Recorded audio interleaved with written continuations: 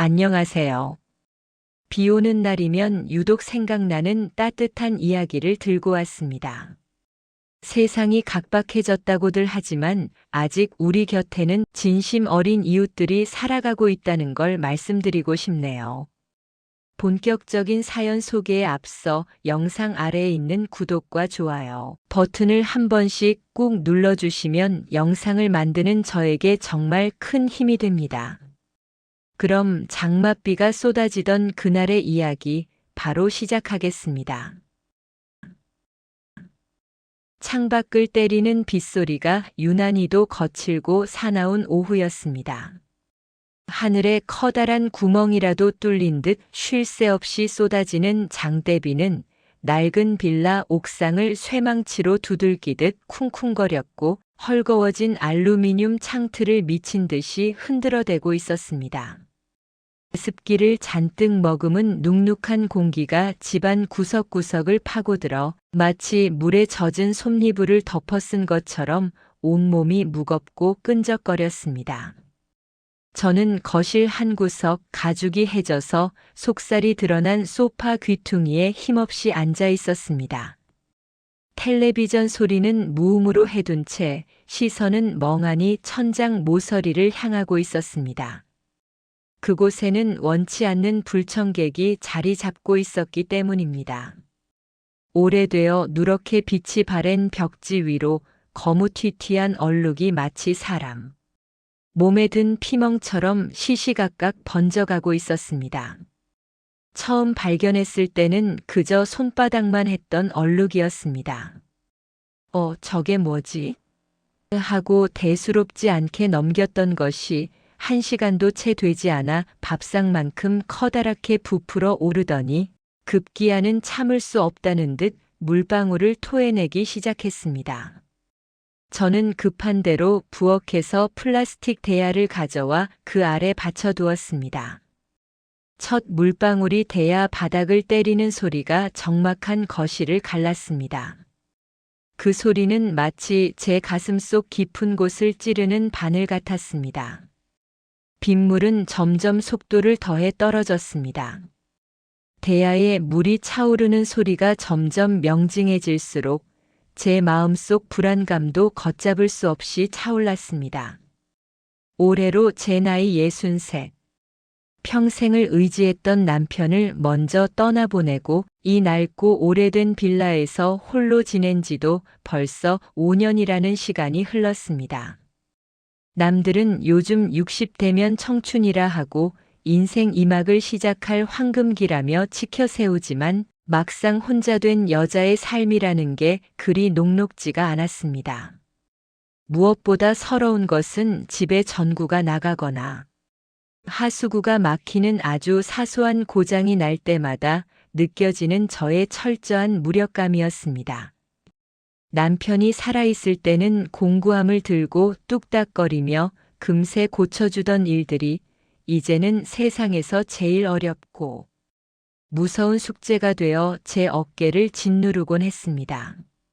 저는 빗물이 떨어지는 천장을 올려다보며 깊은 한숨을 내쉬었습니다. 영감, 당신 가고 나니 집도 같이 늙어가나 보네. 나 혼자 이걸 어쩌라고. 혼잣말을 내뱉어 보지만 돌아오는 건 차가운 빗소리뿐이었습니다. 더구나 요즘 세상이 어떤 세상입니까?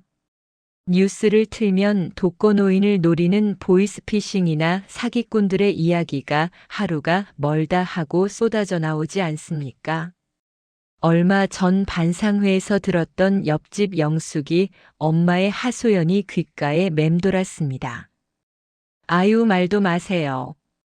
보일러가 고장나서 사람을 불렀더니 멀쩡한 부품까지 다 갈아야 한다면서 수십만 원을 뜯어갔지 뭐예요. 나중에 아들놈이 와서 보더니 사기당했다고 난리를 치는데 내가 여자 혼자 산다고 아주 호구로 본 거지. 그 말이 떠오르자 덜컥 겁이 났습니다.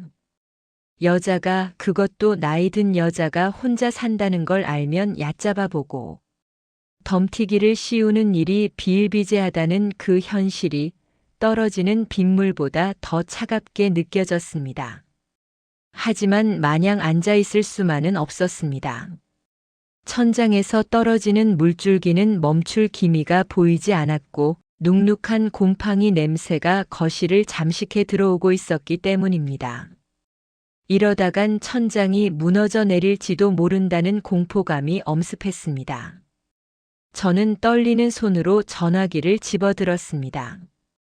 테이블 위에 놓인 돋보기 안경을 찾아 끼고 며칠 전 현관문에 붙어 있던 빛바랜 생활정보지를 펼쳤습니다.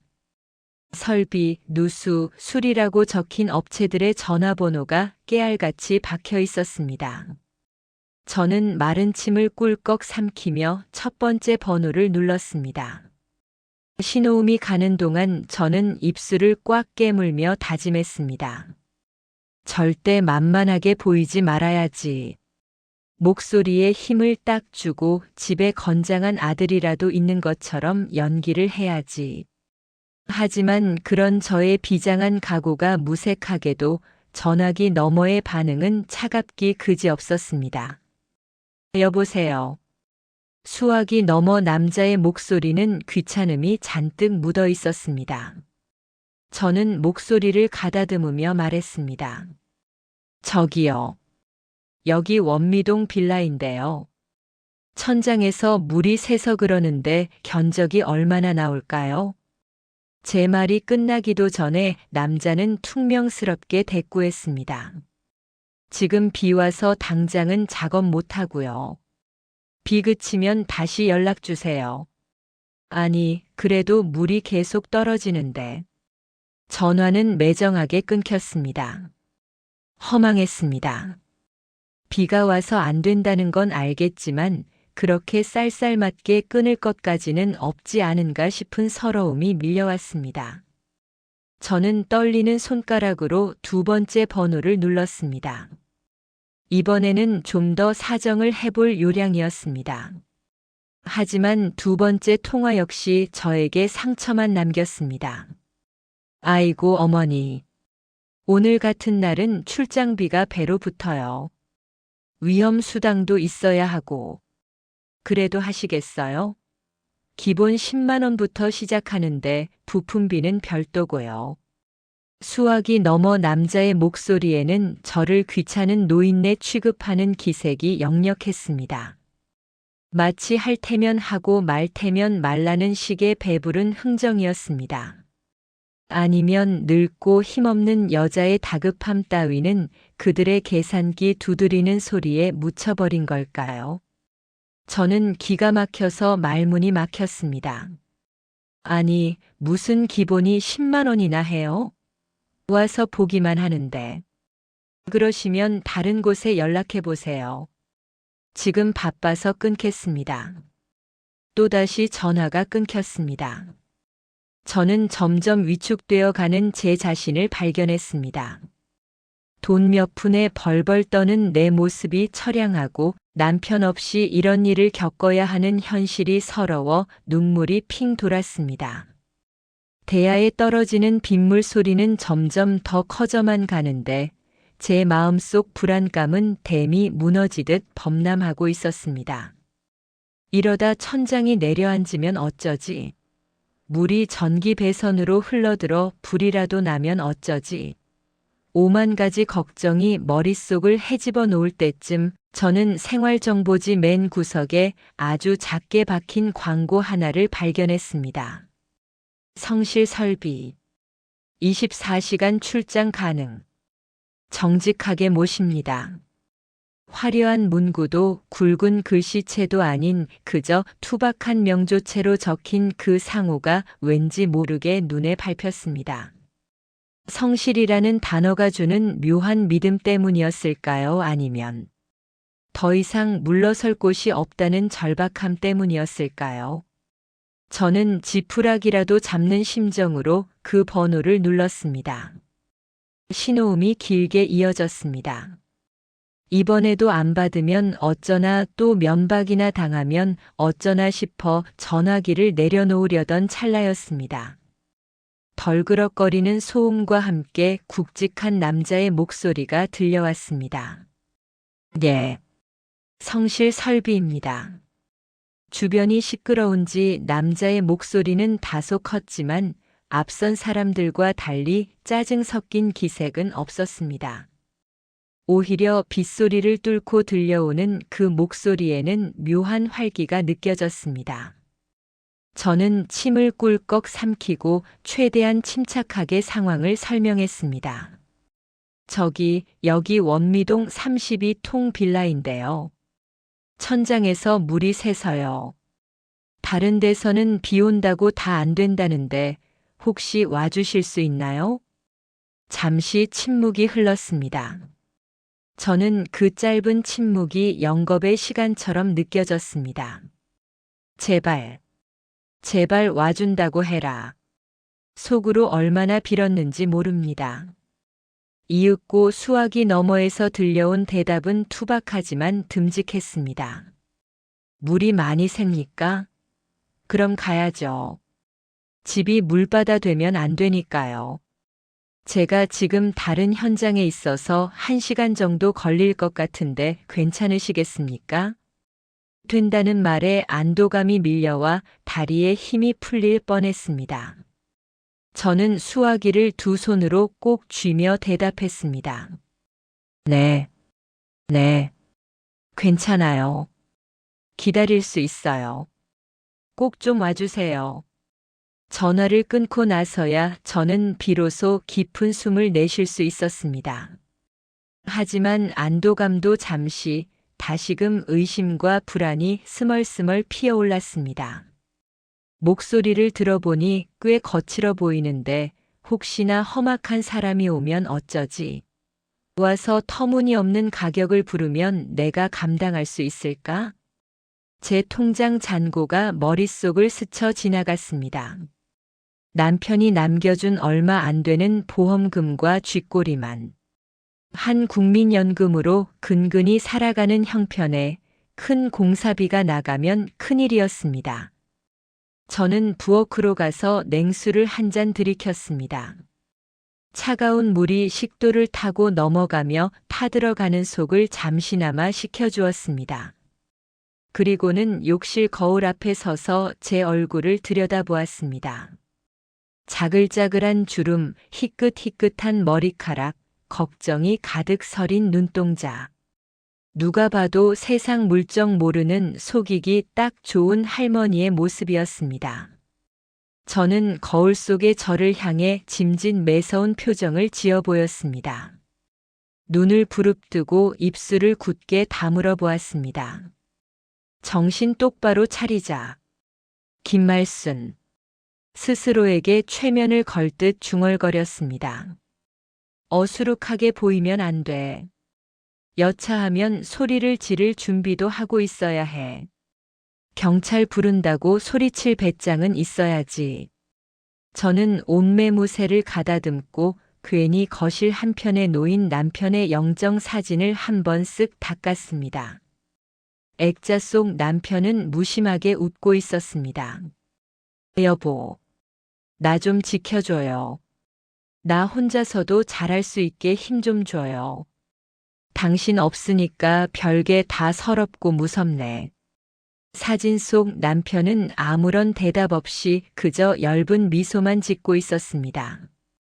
그 무심한 미소가 야속하면서도 한편으로는 사무치게 그리워서 가슴 한구석이 욱신거렸습니다. 약속한 1시간이 어떻게 지나갔는지 모르겠습니다. 시계를 보니 어느덧 오후 3시가 조금 넘어가고 있었습니다. 빗줄기는 여전히 거세게 창문을 때리고 있었고 천장에서 떨어지는 물방울은 이제 대야를 비워줘야 할 만큼 자주 떨어지고 있었습니다. 저는 벌써 3번째 대야를 비우며 초조하게 현관 쪽을 바라보았습니다. 그때였습니다. 띵동. 그 경쾌한 초인종 소리가 마치 제 심장을 찌르는 경고음처럼 들렸습니다. 드디어 왔구나. 저는 심호흡을 한 번 크게 들이마시고 현관으로 향했습니다. 발걸음 하나하나가 천근만근 무거웠습니다. 인터폰 화면을 확인하니 비에 젖은 작업복을 입은 한 남자가 서 있었습니다. 낡은 야구 모자를 푹 눌러 써서 얼굴은 잘 보이지 않았지만 화면을 가득 채우는 떡 벌어진 어깨와 손에 들린 묵직해 보이는 공구 가방이 그가 설비 기사임을 말해주고 있었습니다. 저는 떨리는 손으로 문고리를 잡았습니다. 이 문을 열면 어떤 상황이 펼쳐질지 알 수 없었습니다. 순한 양 같은 사람일지 아니면 굶주린 늑대 같은 사람일지. 하지만 당장 물이 새는 천장을 두고 다른 선택지는 없었습니다. 철컥. 도어록이 풀리는 소리와 함께 저는 무거운 현관문을 밀었습니다. 끼익 소리를 내며 문이 열리자 비릿한 빗물 냄새와 함께 훅 끼쳐오는 땀 냄새가 제 코끝을 자극했습니다. 그리고 그 냄새 속에서 쉰 목소리의 남자가 고개를 숙이며 인사했습니다. 성실 설비에서 왔습니다. 많이 기다리셨죠? 남자의 얼굴을 마주한 순간 저는 저도 모르게 반걸음 뒤로 물러섰습니다. 그의 얼굴은 온통 땀과 빗물로 뒤범벅이 되어 있었고 작업복 여기저기에는 회색 시멘트 가루와 얼룩덜룩한 페인트 자국이 묻어 있어 꽤나 험상궂어 보였기 때문입니다. 거친 피부와 며칠 면도를 하지 않은 듯 거뭇한 수염 자국까지. 영락없이 거친 현장 일만 하던 사람의 모습이었습니다. 순간 제 머릿속 경보음이 요란하게 울려 퍼졌습니다. 역시나 무서운 사람이 왔어. 저는 잔뜩 긴장한 채 문고리를 잡은 손에 힘을 주었습니다. 하지만 무엇보다 제 눈길을 끈 것은 그의 눈빛이었습니다. 피로에 찌들어 붉게 충혈된 눈. 하지만 그 눈동자 안에는 어딘가 모르게 깊은 슬픔, 혹은 처연함 같은 것이 담겨 있었습니다. 마치 비 맞은 강아지처럼 축 처진 눈꼬리가 제 마음의 빗장을 아주 조금 미세하게 흔들리게 만들었습니다. 그는 젖은 운동화를 벗으려다 말고 멈칫하더니 조심스럽게 물었습니다. 죄송합니다. 비가 와서 옷이랑 신발이 좀 젖었습니다. 바닥에 신문지라도 좀 깔아주시겠습니까? 장판 버릴까 봐서요. 자신이 집을 더럽힐까 봐 걱정하는 그의 태도는 제 예상보다 훨씬 정중했습니다. 보통 험한 일하는 사람들은 신발도 툭툭 벗어 던지고 성큼성큼 들어온다던데 이 남자는 현관 턱 앞에서 꼼짝도 하지 않고 있었습니다. 저는 그 모습에 아주 약간 안심이 되어 서둘러 거실 한 구석에 쌓아둔 폐신문지 몇 장을 가져와 현관 앞에 깔아주었습니다. 아, 예. 여기 깔고 들어오세요. 감사합니다. 남자는 낡은 운동화를 가지런히 벗어두고 신문지 위를 밟으며 조심조심 집 안으로 들어섰습니다. 그가 움직일 때마다 작업복에서 나는 쿰쿰한 땀 냄새가 났지만 그게 불쾌하다기보다는 치열하게 일한 사람 특유의 냄새로 느껴졌습니다. 남자는 묵직한 공구 가방을 거실 바닥에 내려놓으며 곧장 천장을 올려다보았습니다. 그의 시선이 누렇게 뜬 천장 얼룩에 꽂히는 순간 저는 마치 제 치부를 들킨 사람처럼 얼굴이 화끈거렸습니다. 가난하고 낡은 집, 고장난 천장, 그리고 남편 없이 혼자 사는 늙은 여자의 처지까지. 이 낯선 남자에게 제 모든 상황을 다 들켜버린 것만 같았습니다. 그는 아무 말 없이 가방에서 접이식 사다리를 꺼내 폈습니다. 능숙한 솜씨로 사다리를 고정한 뒤 그는 천천히 그 위로 올라갔습니다. 그리고는 허리춤에서 낡은 손전등을 꺼내 천장 구석구석을 비추기 시작했습니다. 저는 그 사다리 아래 팔짱을 낀 채 서서 매의 눈으로 그를 감시했습니다. 똑바로 지켜봐야 해. 저는 속으로 되뇌었습니다. 혹시라도 멀쩡한 배관을 건드려 일부러 고장을 내지는 않는지. 필요 없는 공사를 하자고 꼬드기지는 않는지 하나도 놓치지 않고 지켜보아야 했습니다. 제 의심 가득한 시선이 등 뒤에 꽂히는 것을 느꼈는지 사다리 위에 남자가 헛기침을 했습니다. 그는 천장 텍스 몇 장을 드라이버로 뜯어내고 안쪽을 한참 동안 살폈습니다. 시간이 지날수록 제 초조함은 극에 달했습니다. 왜 말이 없지? 엄청 큰 공사라고 하려나? 견적이 수백만 원. 나오면 어떡하지? 제 손톱이 손바닥을 파고들고 있을 때쯤 남자가 사다리를 타고 천천히 내려왔습니다. 그리고는 수건으로 얼굴에 땀을 벅벅 닦으며 저를 마주 보았습니다. 그가 입을 떼려는 찰나 제가 선수를 쳐서 쏘아붙이듯 물었습니다. 그래서요? 공사비가 얼마나 들겠어요? 뭐 다 뜯어내고 해야 하는 건 아니죠? 제 목소리에는 저도 모르게 날카로운 가시가 돋쳐 있었습니다. 겁먹은 개가 더 크게 짖는다는 말처럼 저는 제 불안함을 감추기 위해 일부러 더 사납게 굴었습니다. 남자는 제 반응에 잠시 눈을 깜빡이더니 예상 밖의 반응을 보였습니다. 그는 피식하고 사람 좋은 미소를 지어 보였습니다. 험상궂어 보이던 얼굴이 웃음 하나로 순박한 시골 아저씨처럼 변하는 순간이었습니다. 아이고 사모님, 너무 걱정 마세요. 이거 위집 문제는 아닌 것 같고 옥상 방수층이 좀 깨진 것 같습니다. 빗물이 외벽을 타고 안으로 들어온 모양입니다.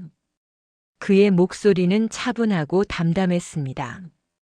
저는 여전히 의심을 거두지 않고 물었습니다. 그래서요?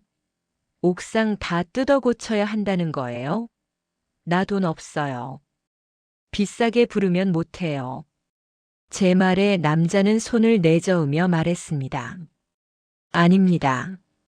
지금 이렇게 비가 오는데 옥상 전체 공사는 못하고요. 했다가는 돈만 날립니다. 일단 오늘은 급한 대로 물길만 좀 돌리고 안쪽에서 방수액 써서 마금 처리만 해드려야 할 것 같습니다. 큰돈 들여서 공사하는 건 나중에 날 개고 나서 결정하셔도 되고요. 그럼 비용은요? 오늘은 출장비랑 재료비 정도만 주시면 됩니다. 큰 공사 아닙니다. 예상 밖의 대답이었습니다. 보통은 이럴 때 겁을 잔뜩 주며 당장 큰 공사를 해야 한다고, 안 그러면 집 무너진다고 협박한다던데. 이 남자는 오히려 돈 안 드는 방법을 먼저 제시하고 있었습니다. 순간 안도감이 들면서도 한편으로는 또 다른 의심이 고개를 들었습니다. 이 사람 나중에 딴소리하는 거 아니야? 일단 안심시켜 놓고 나중에 덤튀기 씌우려는 수법 아닐까? 제 마음속에서는 여전히 천사와 악마가 싸우고 있었습니다. 사람을 믿고 싶은 마음과 믿었다가 상처받을까 두려운 마음. 그 팽팽한 줄다리기 속에서 저는 짐짓 무뚝뚝하게 대꾸했습니다. 그럼 일단 물 안 새게만 해줘요. 나중에 딴소리하기 없기에요. 남자는 제 퉁명스러운 말에도 그저 허허 알겠습니다. 하고 웃으며 다시 사다리에 올랐습니다. 그리고는 묵묵히 일을 시작했습니다. 망치질 소리, 드릴 소리, 그리고 그가 뱉어내는 거친 숨소리가 빗소리와 섞여 묘한 리듬을 만들어냈습니다.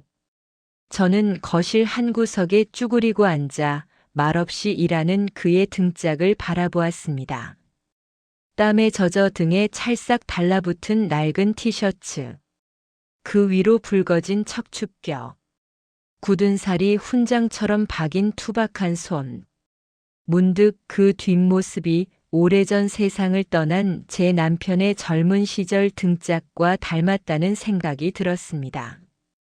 가족을 먹여 살리겠다고, 자식들 대학 공부시키겠다고 밖에서 온갖 험한 꼴 다 당하면서도 집에 와서는 내색 한 번 안 하고 묵묵히 밥숟가락을 들던 그 묻어냈던 등짝. 그리움인지 연민인지 모를 감정이 가슴 밑바닥에서 울컥 치솟았습니다. 저 남자도 누군가의 남편이고 누군가의 아버지일 텐데. 남들 다 쉬는 빨간 날, 비 오는 날에도 쉬지 못하고 남의 집 천장에 매달려 있구나. 그런 생각이 들자 그를 향해 뾰족하게 세우고 있던 가시가 조금씩 무뎌지는 것을 느꼈습니다. 하지만 저는 여전히 경계의 끈을 놓지 않은 채 눈을 부릅뜨고 그의 일거수일투족을 좇고 있었습니다. 그가 사용하는 실리콘 튜브 하나, 못 하나까지 놓치지 않고 체크했습니다. 세상이 저를, 우리 같은 힘없는 노인들을 호락호락하지 않게 만들었으니까요. 살아남으려면, 내 몫을 지키려면 독해져야 한다고 스스로를 다독이면서 말입니다. 시간은 흐르고 밖은 비구름 때문에 벌써 밤처럼 어둑어둑해지고 있었습니다. 빗소리는 여전히 잦아들 줄 모르고 창문을 두들겨 대는데 제 집 거실에서는 낯선 사내의 거친 숨소리와 공구 부딪히는 소리만이 위태롭게 공존하고 있었습니다. 천장을 뜯어내는 소리가 제 귓가를 사납게 핥히었습니다. 낡은 텍스가 떨어져 나갈 때마다 회색 먼지가 뿌옇게 피어올랐고 빗물에 젖은 곰팡이 냄새가 더욱 진동을 했습니다. 저는 그 먼지 구름을 피해 뒤로 물러서면서도 시선만은 사다리 위 남자의 손끝에 고정했습니다. 마치 사냥감을 노리는 매처럼, 아니, 어쩌면 사냥당하지 않으려고 발버둥치는 늙은 짐승처럼 말입니다. 남자는 묵묵히 일만 했습니다. 보통 이런 일을 하러 오는 사람들은 입버릇처럼 불평을 늘어놓기 마련입니다. 집이 너무 낡았네요. 배관이 엉망이네요. 이거 참 골치 아픈데. 그런 말들을 툭툭 던지며 집주인의 길을 죽이고 공사의 난이도를 부풀려 돈을 더 받아내려는 심산인 경우가 많으니까요. 하지만 이 남자는 달랐습니다. 그저 가끔 짧은 신음과 함께 굵은 땀방울을 뚝뚝 흘릴 때뿐 제 낡은 살림살이나 집 상태에 대해 일절토를 달지 않았습니다. 드릴 소리와 망치질 소리가 규칙적으로 울려 퍼졌습니다. 그는 뜯어낸 천장 안쪽으로 손을 깊숙이 집어넣어 빗물이 타고 흐르는 길을 찾아내고 있었습니다. 저는 거실 바닥에 앉아 무릎을 감싸 안은 채 그 모습을 훔쳐보며 속으로 계산기를 두드렸습니다. 저 실리콘 통 하나에 얼마일까? 저 방수 테이프는 시간당 얼마를 줘야 하는 걸까? 1시간이 넘어가면 추가 요금을 달라고 할까? 돈. 그놈의 돈이 뭔지. 사람이 집에 들어와서 고쳐주고 있는데. 고마움보다는 돈 걱정이 먼저 앞서는 제 자신이 참으로 속물 같고 처량하게 느껴졌습니다. 하지만 어쩌겠습니까? 혼자 사는 늙은이에게는 통장에 찍힌 숫자 하나하나가 생명줄이나 다름없는 것을요. 한참을 천장과 씨름하던 남자가 드디어 허리를 폈습니다.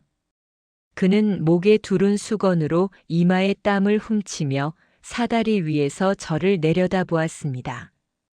사모님, 일단 물길은 잡았습니다.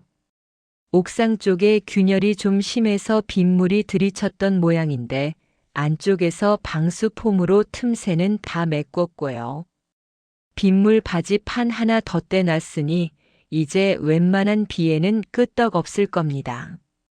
그의 설명은 명쾌했습니다. 어려운 전문 용어를 써가며 저를 혼란스럽게 하지도 않았고 과장된 몸짓으로 생색을 내지도 않았습니다. 그저 해야 할 일을 마쳤다는 담백한 보고였습니다. 저는 짐짓 의심스러운 눈초리로 천장을 올려다보았습니다. 임시로 막아놓은 합판 틈새로 더 이상 물방울이 떨어지지 않는 것이 보였습니다. 바닥에 놓인 대야로 툭툭 떨어지던 그 신경 쓰이는 소음도 뚝 그쳤습니다. 가슴을 짓누르던 돌덩이 하나가 내려간 듯 시원했습니다.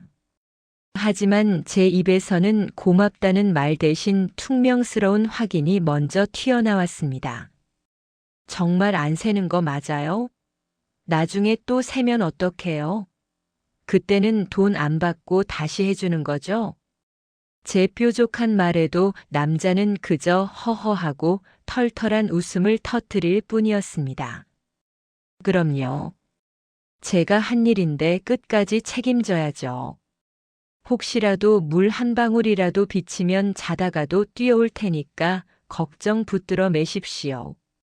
그 호탕한 대답에 저는 할 말을 잃었습니다. 오히려 제 옹졸한 의심이 무색해져서 얼굴이 화끈 달아올랐습니다. 남자는 사다리를 접고 바닥에 떨어진 텍스 조각과 먼지들을 빗자루로 쓸어 담기 시작했습니다. 그 투박하고 거친 손으로 작은 먼지 하나까지 꼼꼼하게 훔쳐내는 모습이 꽤나 야무졌습니다. 보통은 대충 하고 가버리면 그만인 뒷정리까지 그는 마치 자기 집 안방을 청소하듯 정성을 들이고 있었습니다. 사람은 나쁘지 않은 것 같네. 아주 잠시 그런 생각이 스쳤습니다. 하지만 저는 고개를 세차게 저었습니다. 아니야, 방심하면 안 돼. 끝까지 봐야 해. 계산할 때 딴소리 할지도 몰라. 저는 여전히 팔짱을 낀 채 그가 공구 가방을 챙기는 모습을 지켜보았습니다. 정리가 얼추 끝나갈 무렵이었습니다.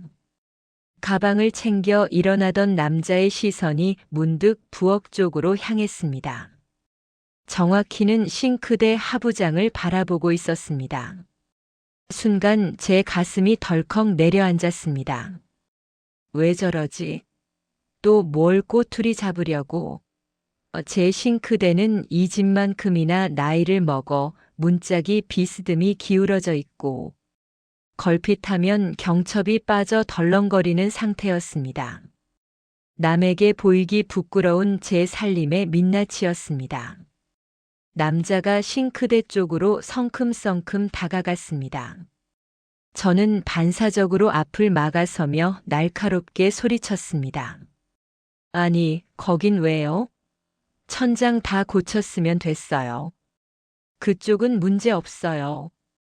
제 목소리가 너무 컸는지 남자가 흠칫 놀라며 걸음을 멈췄습니다. 그는 당황한 표정으로 저와 싱크대를 번갈아 보더니 멋쩍은 듯 뒷머리를 극적였습니다. 아니, 그게 아니라요, 사모님. 아까 작업하다 보니까 싱크대 문짝이 좀 위태로워 보여서요. 저거 저대로 두면 툭 떨어져서 발등 찍습니다. 위험해요. 그건 내가 알아서 해요. 더 드릴 수리비 없으니까 쓸데없는 거 고칠 생각 말아요. 저는 단호하게 잘라 말했습니다. 추가 비용. 그 네 글자가 제 머릿속을 지배하고 있었으니까요. 천장 수리비만 해도 가슴이 떨리는데 싱크대까지 건드렸다가는 감당할 수 없는 견적서가 날아올 것만 같았습니다. 하지만 남자는 제 만류에도 불구하고 다시 공구 가방을 바닥에 내려놓았습니다. 그리고는 드릴을 꺼내 들었습니다. 저는 기가 막혀서 입이 딱 벌어졌습니다. 이 사람이 지금 내 말을 무시하는 건가? 돈독이 올라도 유분수지 하지 말라는데도 억지로 하겠다는 건가? 이봐요. 하지 말라니까요. 나 돈 못 준다니까. 제가 거의 악을 쓰듯 소리치자 남자가 저를 보며 정색을 했습니다. 하지만 그 눈빛은 화가 난 것이 아니라 답답함과 안타까움이 섞인 눈빛이었습니다. 사모님, 돈 안 받습니다. 네, 돈 안 받는다고요. 그냥 해드리는 겁니다. 제가 기술자인데 눈에 빤히 보이는 고장을 그냥 두고 가려니까 찝찝해서 그럽니다. 나사 몇 개 조이면 되는 건데 돈을 받긴 왜 받습니까? 순간 정적이 흘렀습니다. 빗소리마저 멈춘 듯한 고요함 속에서 돈 안 받습니다라는 그의 말이 메아리처럼 맴돌았습니다. 저는 멍하니 서서 입만 뻐끔거렸습니다. 머릿속이 하얗게 변했습니다. 요즘 세상에 공짜가 어디 있어? 다들 어떻게든 하나라도 더 팔아먹으려고 혈안이 된 세상인데. 의심으로 똘똘 뭉친 제 상식으로는 도저히 이해가 되지 않는 상황이었습니다. 남자는 제 대답도 기다리지 않고 쭈그리고 앉아 싱크대 문짝을 붙들었습니다. 그리고는 익숙한 솜씨로 경첩을 맞추고 나사를 조이기 시작했습니다. 전동 드릴 돌아가는 소리가 다시 거실을 채웠습니다. 저는 그 자리에 못 박힌 듯 서서 그가 일하는 모습을 내려다보았습니다. 그는 단순히 나사만 조이는 게 아니었습니다. 기울어진 문짝의 수평을 맞추기 위해 몇 번이고 문을 여닫아보고 헐거워진 나사 구멍에 이쑤시개를 박아 넣어 단단하게 고정하는 등 그야말로 제대로 손을 보고 있었습니다. 그 투박한 손길은 거침없으면서도 놀랍도록 섬세했습니다. 마치 아픈 아이를 어루만지는 의사의 손길처럼 낡고 병든 제 싱크대를 정성껏 치료하고 있었습니다. 이게 오래돼서 나무가 삭아서 그래요. 그래도 이렇게 보강해 놓으면 몇 년은 끄떡없을 겁니다. 그는 혼잣말처럼 중얼거리며 땀을 훔쳤습니다. 그 모습을 보고 있자니 가슴 한구석에서 묘한 감정이 피어올랐습니다. 부끄러움이었습니다. 돈 몇 푼에 벌벌 떨며 사람의 호의를 의심하고 소리부터 질렀던 제 자신이 너무나 초라하고 부끄러워 견딜 수가 없었습니다. 동시에 코끝이 찡해오는 것은 어쩔 수가 없었습니다. 남편이 떠난 뒤로 제 집에 고장난 물건들은 저의 외로움과 비례해서 늘어만 갔습니다. 누구 하나 돌봐주지 않고 방치된 채 삐걱거리는 싱크대는 어쩌면 돌봐주는 이 없이 늙어가는 저의 처지와 꼭 닮아 있었습니다. 그런데 생전 처음 보는 낯선 남자가 아무런 대가도 바라지 않고 그 아픈 곳을 만져주고 있는 것입니다. 그는 싱크대 수리를 마치고 일어서려다 말고 이번에는 욕실 쪽을 흘깃 보았습니다. 아까 들어올 때 보니까 욕실 문 손잡이도 뻑뻑하던데 그것도 기름칠 좀 해드릴까요? 이번에는 제가 말릴 새도 없었습니다.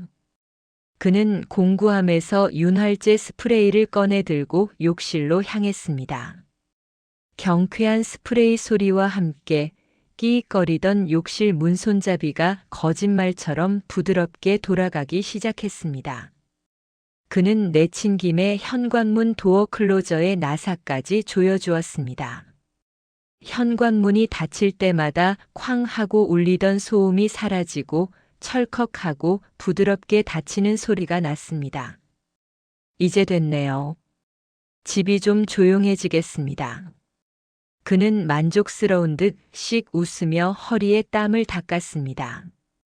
그 웃음이 그 무뚝뚝하지만 따뜻한 배려가 얼어붙어 있던 제 마음을 사르르 녹여내고 있었습니다. 저는 부엌으로 달려가 냉장고 문을 열었습니다. 뭐라도 드려야 할 것 같았습니다. 하지만 냉장고 안은 제 살림만큼이나 빈약했습니다. 먹다 남은 김치통 몇 개와 말라비틀어진 사과 반쪽, 그리고 유통기한이 간당간당한 오렌지 주스 한 병이 전부였습니다. 저는 급한 대로 주스병을 꺼내 컵에 가득 따랐습니다. 손이 떨려서 주스가 식탁보에 조금 튀었지만 닦을 겨를도 없이 컵을 들고 거실로 나갔습니다. 저기, 이거라도 좀 드세요. 시원한 건데. 제 목소리가 저도 모르게 공손해져 있었습니다. 남자는 잠시 작업을 멈추고 저를 돌아보았습니다. 그의 얼굴은 땀범벅이었고 티셔츠는 비와 땀에 젖어 살같이 비칠 정도였습니다. 그는 쑥스러운 듯 장갑 낀 손을 바지에 문질러 닦으며 컵을 받아들었습니다. 아이고, 감사합니다. 안 그래도 목이 말랐는데. 그는 단숨에 주스를 들이켰습니다. 꿀꺽꿀꺽 넘어가는 목울대가 힘차게 움직였습니다. 빈 컵을 내려놓으며 그가 말했습니다. 잘 마셨습니다. 사모님, 이제 정말 다 됐습니다. 그는 다시 주섬주섬 공구를 챙겨 가방에 넣었습니다. 이제 정말로 끝이 났습니다. 비가 새던 천장도 덜렁거리던 싱크대도 뻑뻑하던 문손잡이도 모두 제자리를 찾았습니다. 집안은 언제 그랬냐는 듯 평온을 되찾았지만 제 심장은 다시금 쿵쾅거리기 시작했습니다. 이제 피할 수 없는 결제의 시간이 다가왔기 때문입니다. 돈 안 받습니다라고 했지만 그건 싱크대 수리비 얘기였을 뿐입니다. 가장 중요한 천장 공사비와 출장비가 남아 있었습니다. 아무리 사람 좋아 보여도 이 사람은 땅 파서 장사하는 사람이 아니니까요. 게다가 비 오는 날 위험을 무릅쓰고 왔고 생각보다 시간도 많이 걸렸습니다. 제 머릿속 계산기는 다시 빠르게 돌아갔습니다. 기본 출장비 10만 원에 기술료 10만 원, 재료비 5만 원. 최소 25만 원은 나오겠지? 아니야, 저렇게 꼼꼼하게 해줬는데 30만 원 달라고 해도 할 말은 없어. 긴장감에 손에 땀이 쥐어졌습니다. 남자는 공구 가방을 어깨에 메고 젖은 모자를 다시 푹 눌러 썼습니다. 그리고는 주머니에서 꾸깃꾸깃한 종이 한 장과 볼펜을 꺼냈습니다. 영수증이었습니다. 그가 볼펜 끝으로 종이 위에 무언가를 적어 내려가는 동안 저는 침을 꼴깍 삼키며 그 손끝만 바라보았습니다. 그 짧은 시간이 마치 사형 선고를 기다리는 죄수의 시간처럼 길게만 느껴졌습니다. 자, 여기 있습니다. 남자가 내민 종이를 받아드는 제 손끝이 미세하게 떨렸습니다. 종이 위에는 삐뚤빼뚤한 글씨로 천장 누수 공사라는 글자와 함께 숫자가 적혀 있었습니다. 저는 눈을 크게 뜨고 그 숫자를 확인했습니다. 그리고는 제 눈을 의심했습니다. 이게 전부인가요? 제 입에서 나온 소리는 질문이라기보다는 탄식에 가까웠습니다. 종이에 적힌 금액은 제가 예상했던 금액의 절반도 되지 않았기 때문입니다. 혹시 영 하나를 빼먹은 게 아닐까 싶어 다시 들여다보았지만 숫자는 분명했습니다. 5만 원. 달랑 5만 원이 적혀 있었습니다. 저기, 기사님, 이거 계산이 잘못된 것 같은데요? 출장비도 있고 재료비도 있을 텐데. 제가 더듬거하며 묻자 남자는 신발을 신으며 무심하게 대답했습니다. 맞습니다. 출장비 3만 원에 재료비 2만 원. 딱 5만 원입니다. 아니, 그래도 비 오는 날 이렇게 고생하셨는데. 그리고 싱크대랑 문도 고쳐주셨잖아요. 싱크대는 서비스라고 말씀드렸지 않습니까? 그리고 천장도 뭐 대단한 공사한 거 아닙니다. 폼 좀 쏘고 판때기 하나 댄 건데 돈 많이 받으면 도둑놈이죠. 도둑놈. 그 단어가 제 가슴을 찔렀습니다. 저는 그를 의심하고 경계하고 속으로 욕까지 했었습니다. 그런데 그는 자신을 낮추며 정직함을 이야기하고 있었습니다. 저는 갑자기 쥐구멍이라도 찾고 싶은 심정이 되었습니다. 돈 몇 푼 아끼겠다고 세상 모든 사람을 사기꾼 취급했던 제 자신이 너무나 부끄러웠습니다. 그래도 이건 너무 적은데. 제가 미안해서 어쩌죠. 제가 지갑을 열어 10,000원짜리 5장을 꺼내면서도 망설이자 그가 빙긋 웃으며 말했습니다. 괜찮습니다. 일한 만큼 받아가는 거니까 안 미안해 하셔도 됩니다. 그리고 그가 말을 잇지 못하고 잠시 머뭇거렸습니다. 모자 그늘 아래 감춰진 그의 눈빛이 순간 흔들리는 것을 저는 보았습니다. 그 흔들림은 단순한 쑥스러움이 아니었습니다.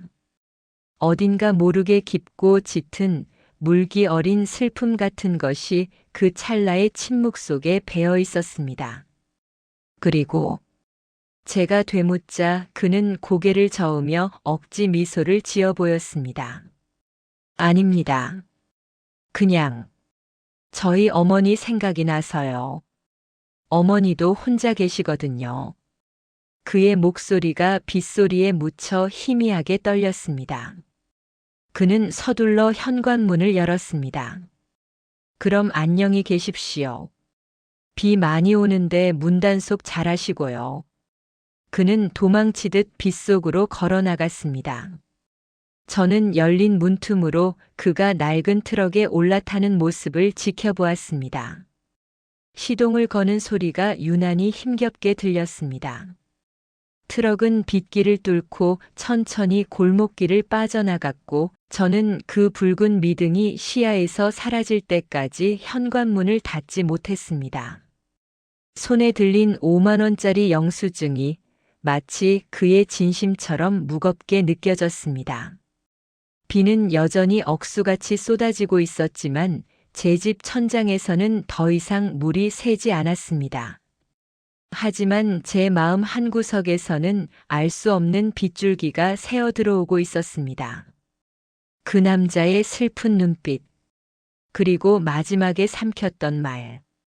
그것이 무엇인지 어렴풋이나마 알 것만 같은 느낌이 저를 사로잡았습니다. 그가 떠나고 난 뒤 집 안에는 다시금 적막이 찾아왔습니다. 하지만 그 적막은 조금 전과는 다른 무게감을 지니고 있었습니다. 빗소리는 여전히 창문을 두들기며 요란을 떨었지만 천장에서 떨어지는 물방울 소리가 사라진 거실은 기이할 정도로 고요했습니다. 저는 소파에 앉아 식탁 위에 덩그러니 놓인 영수증을 멍하니 바라보았습니다. 꼬깃꼬깃 구겨진 종이 위에 볼펜으로 꾹꾹 눌러 쓴 오만 원이라는 글자가 마치 제 양심을 찌르는 송곳처럼 느껴졌습니다. 제 손을 내려다보았습니다. 조금 전까지 지갑을 움켜쥐고 벌벌 떨던 그 손이 참으로 민망하고 초라하게 보였습니다. 돈 안 받습니다. 어머니 생각이 나서요. 그의 마지막 목소리가 빗소리에 섞여 환청처럼 귓가에 맴돌았습니다. 그는 제 의심과 경계심을 묵묵한 성실함으로 받아쳐 주었고 제 인색함을 따뜻한 배려로 덮어주었습니다. 그런데 저는 고작 주스 한 잔에 헐값이나 다름없는 수리비를 쥐어보내고는 문을 닫아버렸습니다. 마치 그가 다시 돌아와 돈을 더 달라고 할까봐 겁이 난 사람처럼 서둘러 그를 빗속으로 내몰았던 것입니다. 아이고, 이 못난 늙은이. 뭐가 그리 무섭다고. 가슴 한구석이 꽉 막힌 듯 답답해져 왔습니다. 냉장고를 열어보니 구석에 처박혀 있던 사과 반쪽이 눈에 들어왔습니다. 저거라도 깎아서 들라고 할걸. 아니, 비도 오는데 따뜻한 커피라도 한 잔 타줄걸. 뒤늦은 후회가 밀려왔지만 이미 버스는, 아니 그의 낡은 트럭은 떠난 뒤였습니다. 저는 답답한 마음에 창문을 열었습니다. 훅 끼쳐오는 차가운 빗바람이 얼굴을 때렸습니다. 어두컴컴해진 골목길에는 가로등만이 위태롭게 깜빡거리고 있었고 세찬 비바람에 나뭇가지들이 미친년 머리카락처럼 흩날리고 있었습니다. 그때였습니다. 제 시선이 골목 어귀, 비탈길 아래쪽에 머물렀습니다. 어둠 속에서 붉은 불빛이 규칙적으로 깜빡거리고 있었습니다. 비상등이었습니다. 자세히 눈을 비비고 보니 조금 전 제 집을 나섰던 그 파란색 낡은 트럭이었습니다. 트럭은 골목을 빠져나가지 못하고 언덕길 중간에 멈춰 서 있었습니다. 어머, 저게 왜 저기 있어? 저는 창문에 바짝 붙어 아래를 내려다보았습니다. 희미한 가로등 불빛 아래로 우산도 쓰지 않은 채 트럭 보닛을 열고 있는 남자의 모습이 보였습니다. 그는 쏟아지는 장대비를 온몸으로 맞으며 연기가 피어오르는 엔진룸 안을 들여다보고 있었습니다. 한 손으로는 어설프게 비를 가리고 다른 한 손으로는 무언가를 만지작거리는 모습이 너무나 처량해 보였습니다. 아마도 낡은 트럭이 빗길에 퍼져버린 모양이었습니다. 심장이 쿵 하고 내려앉았습니다. 그냥 두고 볼 수가 없었습니다.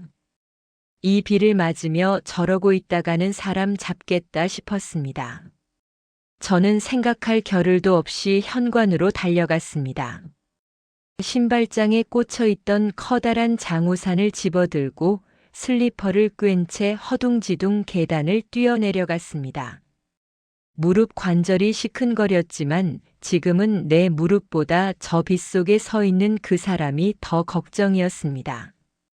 기사님! 기사님! 골목길에 다다르자 빗소리가 고막을 때릴 듯이 커졌습니다. 제 목소리가 빗소리에 묻혀 들리지 않았는지 그는 인기척도 느끼지 못한 채 망연자실하게 엔진만 내려다보고 있었습니다. 가까이 다가가 보니 상황은 생각보다 더 나빠 보였습니다. 그의 작업복은 이미 물에 빠진 생쥐꼴이 되어 있었고 빗물이 얼굴을 타고 흘러내려 눈도 제대로 뜨지 못하고 있었습니다. 저는 얼른 그에게 우산을 씌워주었습니다. 아이고 기사님, 여기서 뭐하고 있어요? 갑작스러운 우산 그늘에 놀랐는지 그가 화들짝 놀라며 고개를 돌렸습니다. 저를 알아본 그의 눈이 동그랗게 커졌습니다. 아니, 사모님? 여기는 어쩐 일로? 창문으로 보니까 차가 서 있길래 놀라서 뛰어왔지. 왜 이러고 있어요? 차가 고장 났어요? 그는 민망한 듯 젖은 머리카락을 쓸어 넘기며 쓴웃음을 지었습니다. 그 웃음이 빗물에 젖어 울음처럼 보였습니다. 예. 똥차라 그런지 비만 오면 말썽이네요. 시동이 갑자기 꺼져서 안 걸립니다. 배터리 문제인지 엔진에 물이 들어간 건지. 그럼 보험사 불렀어요? 견인차는 온대요? 전화는 했는데 오늘 비 때문에 사고가 많은지 한참 기다려야 한다네요. 죄송합니다. 집 앞에 이렇게 떡하니 막고 있어서. 얼른 고쳐서 비켜드리겠습니다. 그는 이 상황에서도 남에게 폐를 끼칠까봐 연신 허리를 굽혔습니다. 그 모습에 울컥 화가 치밀었습니다. 아니, 저 사람한테 화가 난 게 아니라 저렇게 착해 빠져서 이 험한 세상을 어떻게 사나 싶은 안타까움 때문이었습니다. 2시간이나 기다려야 한다는데 여기서 이러고 있을 거예요? 이 비를 맞으면서 차 안에 있으면 됩니다. 사모님 들어가세요. 옷 젖으십니다. 그는 저를 떠밀며 차 문을 열려 했습니다. 하지만 저는 그의 팔을 덥석 잡았습니다. 그의 팔뚝이 얼음장처럼 차가웠고 미세하게 떨리고 있었습니다. 이대로 보내면 제 마음이 편치 않을 것 같았습니다. 무슨 소리예요? 차 안이 냉골일 텐데 감기 걸려요. 우리 집에 가서 비 그칠 때까지 기다려요.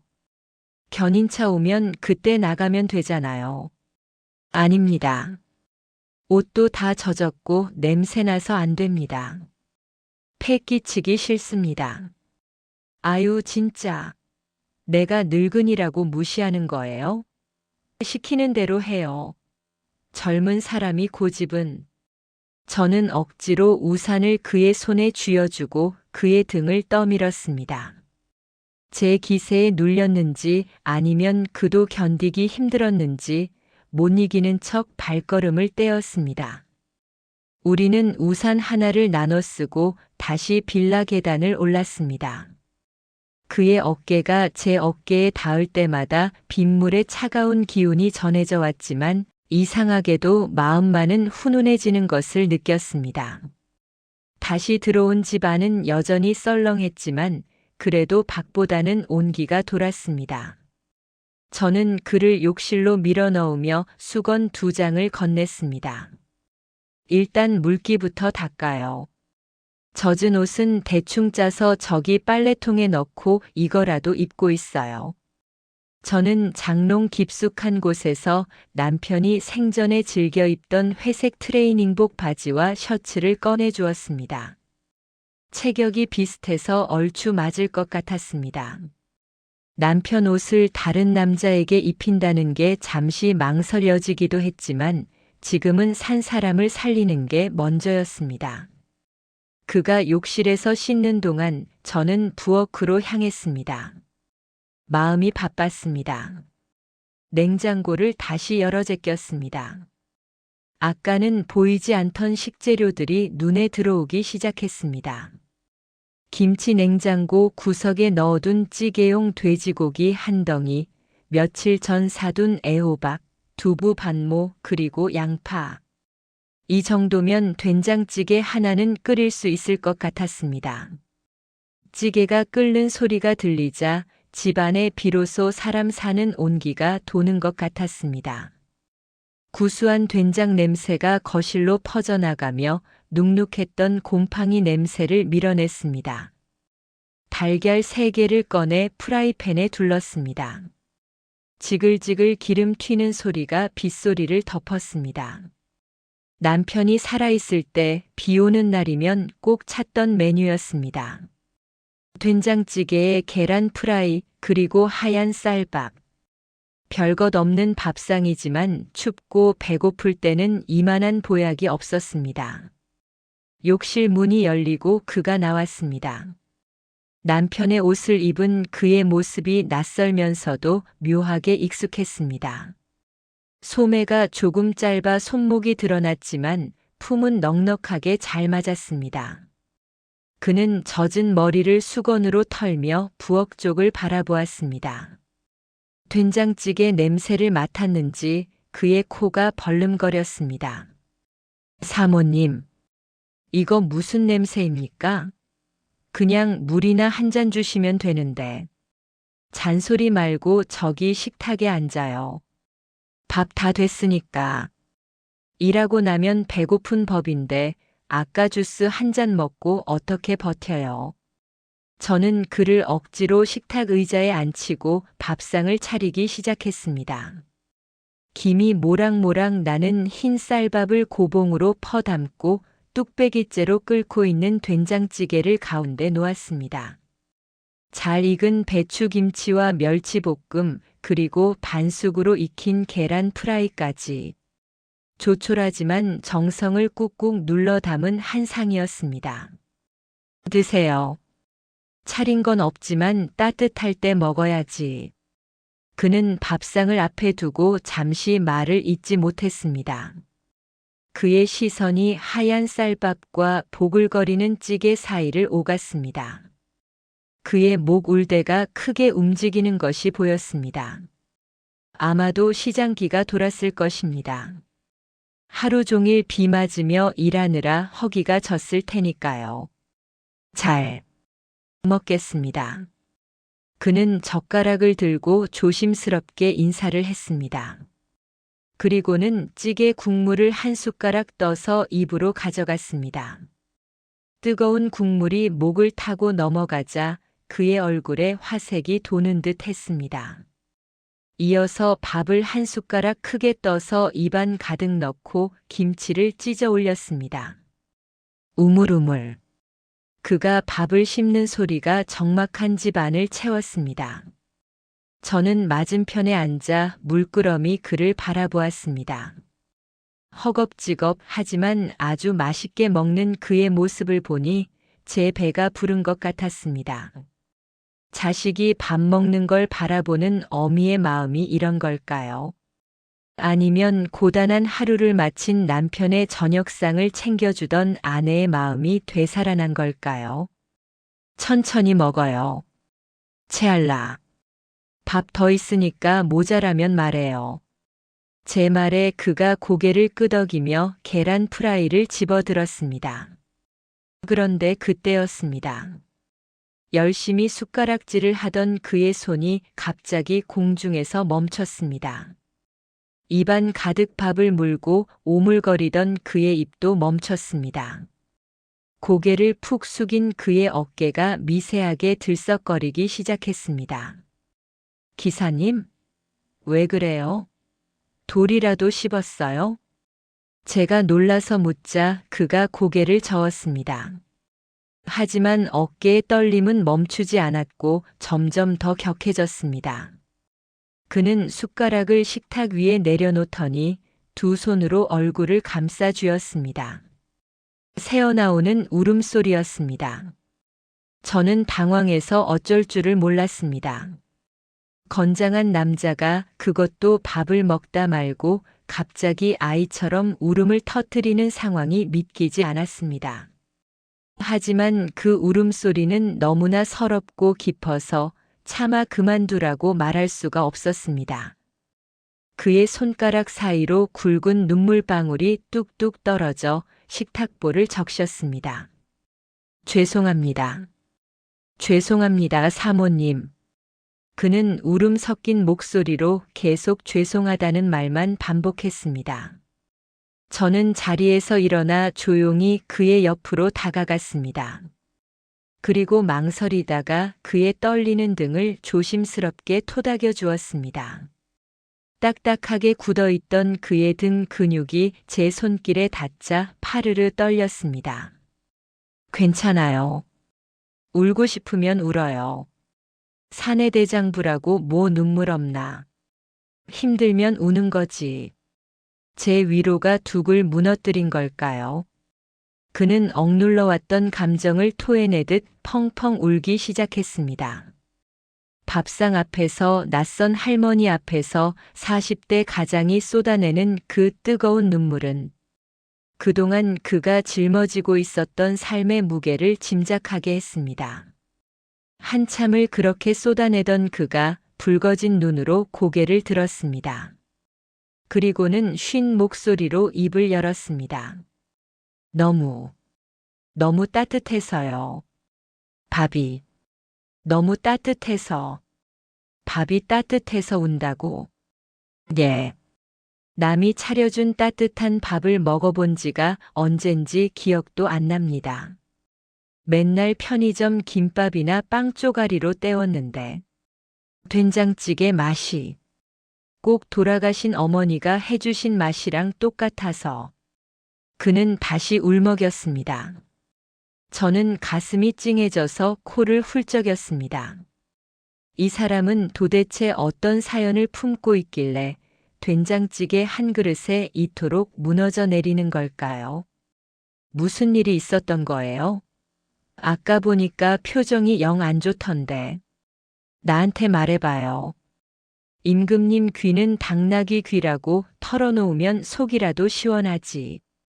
저는 물 한 잔을 건네며 조심스럽게 물었습니다. 그는 물을 한 모금 마시고 깊은 한숨을 내쉬었습니다. 그리고는 천천히, 아주 천천히 자신의 이야기를 꺼내놓기 시작했습니다. 그 이야기는 제가 상상했던 것보다 훨씬 더 기가 막히고 이 비 오는 날의 풍경보다 더 처절한 이야기였습니다. 사실은 여기 오기 전에 아침부터 저기 강남에 있는 고급 아파트 앞에 다녀오는 길입니다. 강남? 거긴 왜요? 돈 받으러요. 떼인 돈 받으러요. 그의 입에서 나온 떼인 돈이라는 단어가 묵직하게 거실 바닥으로 떨어졌습니다. 그는 1년 전 작은 인테리어 업체를 꾸리다가 한 건축주를 만났다고 했습니다. 꽤 큰 빌라 신축 공사의 설비 하청을 맡게 되었는데 그 건축주는 강남의 수십억짜리 아파트에 살며 외제차를 굴리는 부자였다고 합니다. 김 기사는 그 일을 따내기 위해 빚까지 내서 자재를 사고 인부를 썼습니다. 여름 땡볕 아래서 살같이 벗겨지도록 일했고 겨울 칼바람을 맞으며 배관을 깔았습니다. 공사는 완벽하게 끝났습니다. 하지만 결제의 날이 오자 건축주의 태도가 돌변했습니다. 공사가 마음에 안 든다, 하자가 있다, 경기가 어려워서 돈이 안 돈다. 온갖 핑계를 대면서 차일피일 미루더니 급기야는 연락을 끊어버렸습니다. 그가 받지 못한 돈은 자그마치 5천만 원. 영세한 설비업자에게는 전 재산이나 다름없는 큰 돈이었습니다. 그 돈에는 자재상에 갚아야 할 외상값과 함께 일했던 동료들의 인건비, 그리고 두 아이의 학비가 고스란히 들어 있었습니다. 찾아가서 사정하고 빌고 화도 내봤지만 소용없었습니다. 법대로 하라고 배째라는데 소송 걸 돈도 시간도 없어서 그래서 비만 오면 거길 갑니다. 비 오는 날은 현장 일이 없으니까 그 사람 아파트 정문 앞에 가서 피켓 들고 서 있습니다. 제발 내 돈 좀 달라고. 그의 목소리는 분노보다는 체념에 가까웠습니다. 오늘도 아침 일찍부터 그 아파트 앞에 서 있었다고 합니다. 쏟아지는 장대비를 맞으며 경비원들에게 쫓겨나면서도 버티고 서 있었다고 합니다. 하지만 그 건축주는 코빼기도 비치지 않았고 지나가는 입주민들은 그를 미친 사람 취급하며 혀를 찼다고 합니다. 아무리 소리쳐도 아무도 안 들어줍디다. 그 높은 아파트 벽이 꼭 제 인생을 가로막고 있는 벽 같아서 오늘은 정말 죽고 싶다는 생각까지 들었는데 그는 말을 잇지 못하고 입술을 깨물었습니다. 죽고 싶었다는 그 말에 제 가슴이 덜컥 내려앉았습니다. 그는 젖은 몸으로 떨며 절망 속에 서 있다가 제 전화를 받고 달려온 것이었습니다.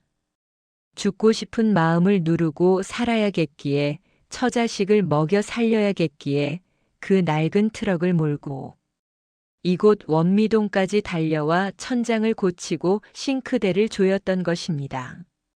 그리고 고작 5만 원을 손에 쥐고 돌아가려 했던 것입니다. 그런데 사모님이 따뜻한 밥을 차려주시니까 갑자기 긴장이 풀렸나 봅니다. 죄송합니다. 정말 죄송합니다. 그는 다시 고개를 숙였습니다. 저는 아무 말도 할 수가 없었습니다. 그저 그의 거친 손등 위에 제 주름진 손을 포개어 얹어줄 뿐이었습니다. 제 손의 온기가 그의 차가운 절망을 조금이라도 녹여주기를 간절히 바라면서 말입니다. 밖에는 여전히 비가 내리고 있었지만 식탁 위에는 된장찌개의 김이 모락모락 피어오르고 있었습니다. 그 김서린 풍경 속에서 우리는 타인이 아니라 같은 시대를 살아가는 아픈 이웃으로 마주 앉아 있었습니다. 식탁 위를 감돌던 무거운 침묵을 먼저 깬 것은 낡은 벽시계의 초침 소리였습니다. 똑딱 똑딱. 그 규칙적인 소음이 마치 우리네 팍팍한 인생이 흘러가는 소리처럼 건조하게 들려왔습니다. 김 기사는 눈물을 훔쳐내고는 민망한 듯 퉁퉁 부은 눈으로 저를 바라보며 멋쩍게 웃었습니다. 아이고, 사모님 앞에서 제가 별 주책을 다 떨었네요. 나이 먹고 이게 무슨 추태인지 잊어주십시오. 그는 서둘러 수저를 놓고 자리에서 일어나려 했습니다. 마치 자신의 약한 모습을 보인 것이 큰 죄라도 되는 양 허둥지둥 도망치려는 기색이 역력했습니다. 저는 그런 그의 손목을 덥석 잡았습니다. 거칠고 딱딱한 굳은 살이 손바닥에 닿는 순간 제 마음속에서 어떤 뜨거운 것이 울컥 치솟았습니다. 그것은 단순히 불쌍한 사람을 향한 동정심이 아니었습니다. 평생을 성실하게 살았지만 결국 세상의 벽에 부딪혀 좌절했던 제 남편 그리고 저 자신의 모습이 그에게서 겹쳐 보였기 때문입니다. 정직하게 땀 흘린 사람이 바보가 되고 남의 눈에 피눈물 흘리게 한 사람은 떵떵거리는 이 기막힌 세상에 대한 분노이기도 했습니다. 앉아요. 아직 밥 다 안 먹었잖아. 숭늉이라도 마시고 가야지 어딜 급하게 가려고. 저는 억지로 그를 다시 자리에 앉혔습니다. 그리고는 냉장고로 달려가 가장 아껴두었던 반찬통을 꺼냈습니다. 작년 김장 때 담가둔 묵은지였습니다.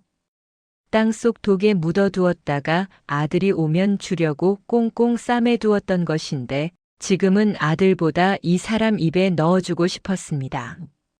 저는 김치를 쭉쭉 찢어 그의 밥숟가락 위에 얹어주었습니다. 이거 먹어봐요. 내가 직접 담근 건데 밥도둑이야. 억울한 일 생각나고 속 뒤집어질 때는 이렇게 맵고 짠 게 들어가야 속이 풀리는 법이야. 사모님, 어서 먹어요. 다 먹고 살자고 하는 짓인데 굶어가면서 시위하면 그 사람들이 눈 하나 깜짝할 것 같아요. 내가 힘이 있어야 싸우지 비실비실하면 무시만 당해. 밥심으로 버티는 거야 우리 같은 서민들은. 제 잔소리 섞인 타박에 그는 다시 숟가락을 들었습니다. 빨간 김치를 얹은 밥을 입안 가득 밀어넣고 우물거리는 그의 볼이 다람쥐처럼 불룩해졌습니다. 매운 김치 맛 때문인지 아니면 또다시 감정이 북받쳐서인지 그의 코끝이 다시 빨개졌습니다. 하지만 이번에는 울지 않았습니다. 그는 꾹꾹 씹어 삼키며 마치 그 밥과 함께 세상의 서름을 다 삼켜버리겠다는 듯 비장하게 그릇을 비웠습니다.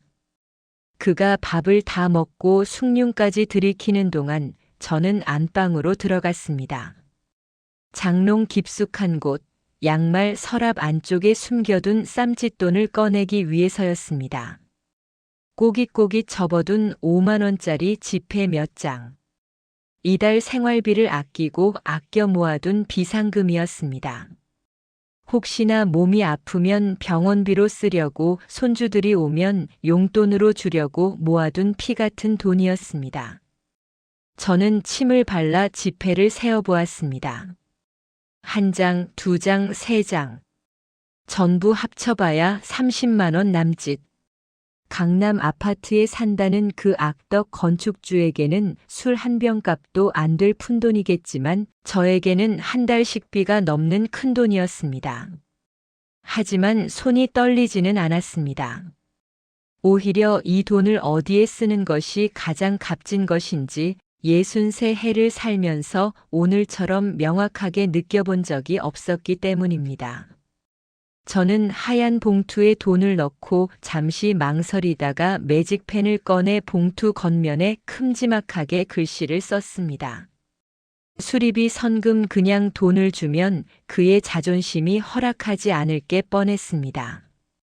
동정이 아니라 정당한 대가로 포장해야만 그가 마음 편히 받을 수 있을 테니까요. 거실로 나가니 그는 설거지라도 하려는지 싱크대 앞에 서서 소매를 걷어붙이고 있었습니다. 아유 더요. 남자가 남의 집 부엌에서 뭘 하려고. 내가 치우면 되니까 이리 와서 앉아요. 저는 그를 말리고 식탁 위에 봉투를 내려놓았습니다. 탁! 그 소리에 김 기사의 시선이 봉투로 향했습니다. 이게 뭡니까? 아까 그 5만 원은 너무 적어요.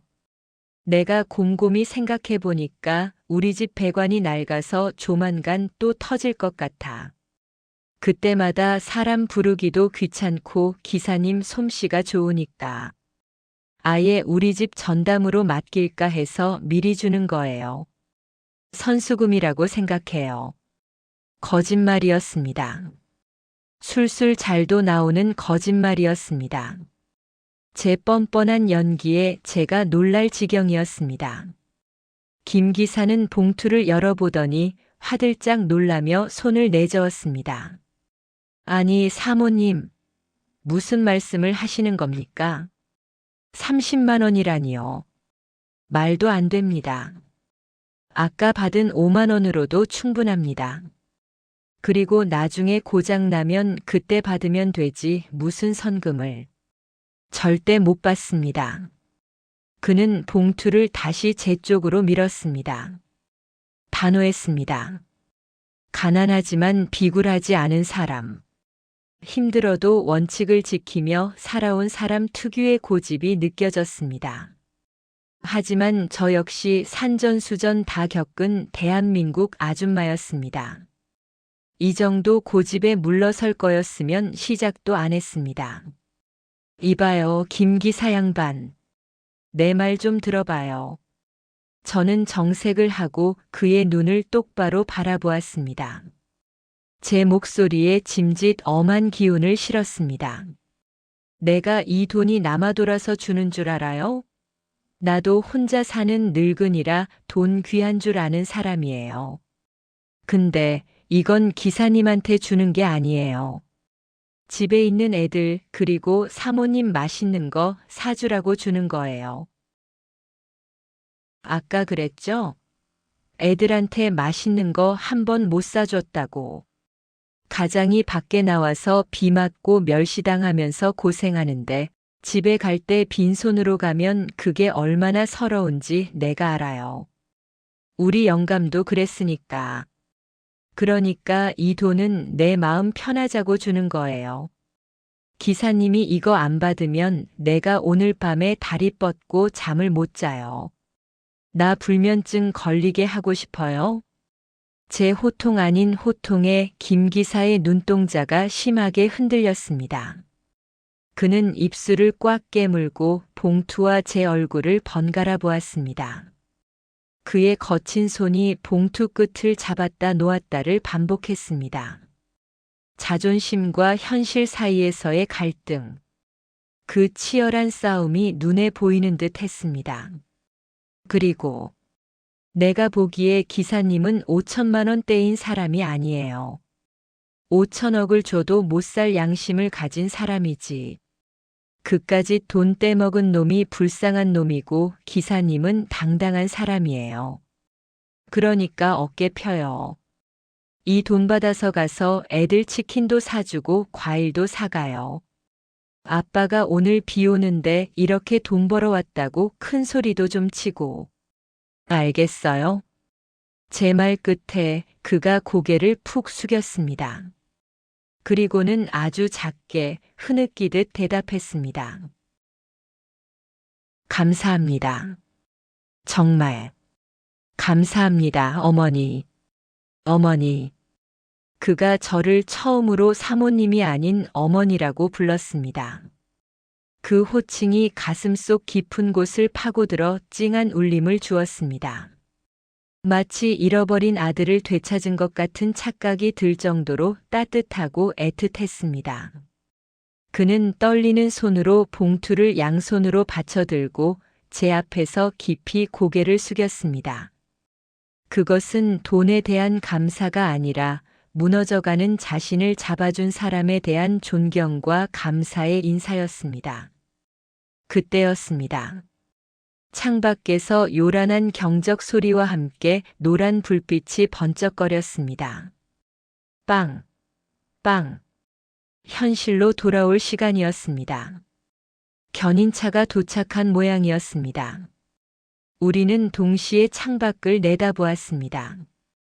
빗줄기는 조금 가늘어졌지만 여전히 부슬부슬 내리고 있었고 골목길을 가득 채운 견인차의 불빛이 젖은 아스팔트 위로 어지럽게 반사되고 있었습니다.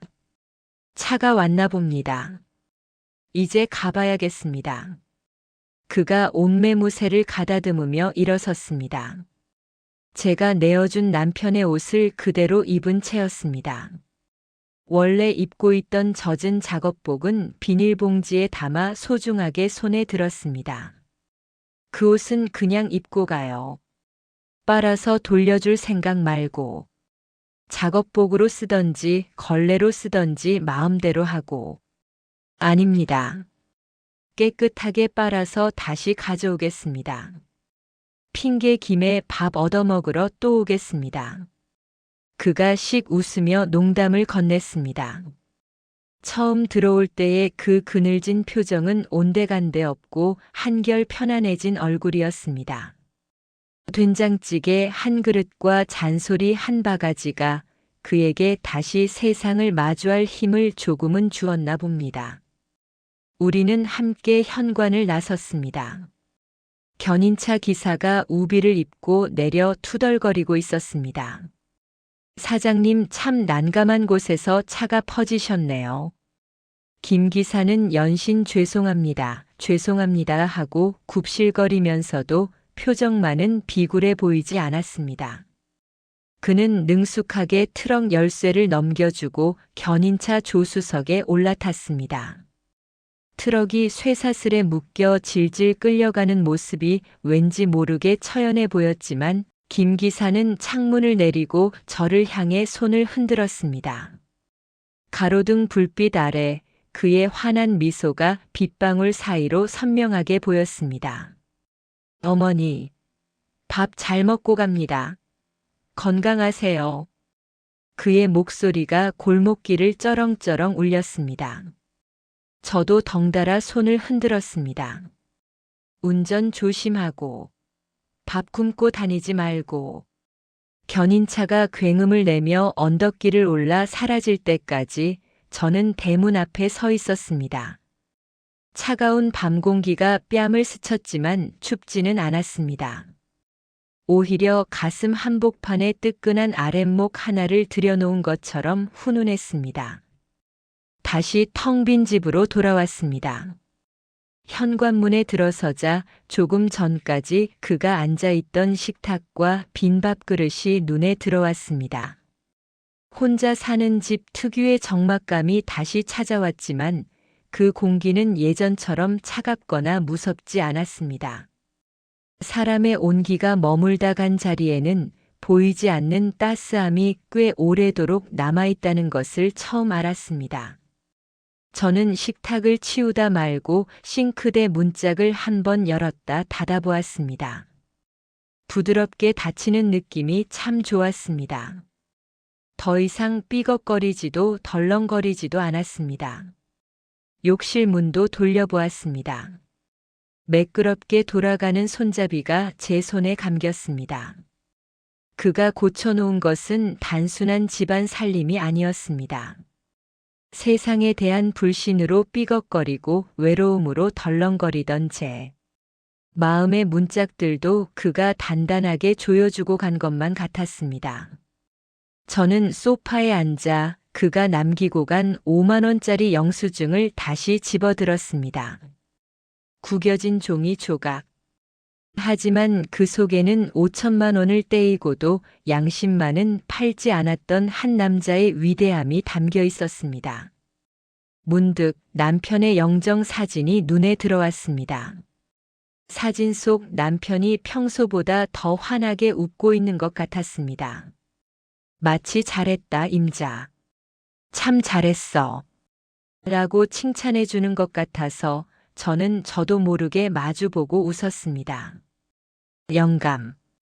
나 오늘 돈 좀 썼어요. 젊은 사람 밥도 먹이고 비상금 털어서 용돈도 줬어.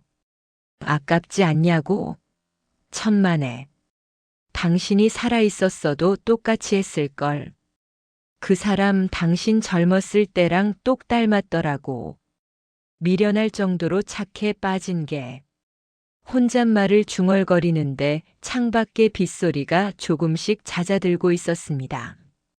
거센 폭우가 지나간 자리에 보슬비가 차분하게 내리고 있었습니다. 내일은 비가 그칠까요?